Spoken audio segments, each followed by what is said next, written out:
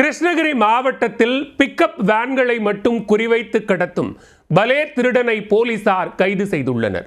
திருடினால் pickup வேன்களை மட்டும்தான் திருடுவேன் என அதிகாரிகளை அலறவிட்ட திருடன் போலீசில் சிக்கியது எப்படி?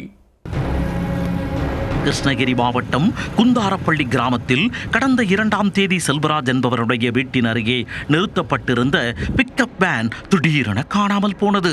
இதுகுறித்து செல்வராஜ் குருபரப்பள்ளி காவல் நிலையத்தில் புகார் அளித்தார்.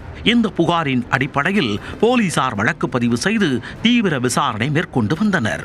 சிசிடிவி காட்சிகளை வைத்து விசாரணை நடத்தியதில் பிக்கப் வேனை மர்ம நபர் ஒருவர் கடத்திச் செல்லும் காட்சிகள் தெளிவாக பதிவாகி இருந்தது.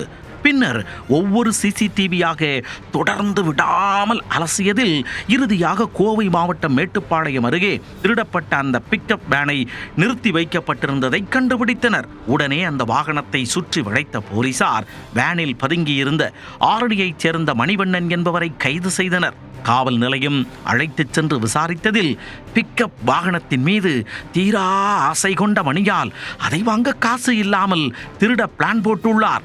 அதன் விளைவாக அடுத்தடுத்து பல்வேறு பிக்கப் வேன்களை திருடி தனது ஆசையை தீர்த்து கொண்டார். இதனிடையே அவரிடம் இருந்து 4 பிக்கப் வேன்களை பறிமுதல் செய்த போலீசார் மேலும் பல பிக்கப் வேன்களை பார்ட்டாக கழற்றிவிட்டதை கண்டுபிடித்துள்ளனர். அது தொடர்பாக தொடர்ந்து விசாரணை நீடித்து வரும் நிலையில் மணிவண்ணன் மீது வழக்கு பதிவு செய்து அவரை நீதிமன்றத்தில் ஆஜர்படுத்தி சிறையில் அடைத்தனர்.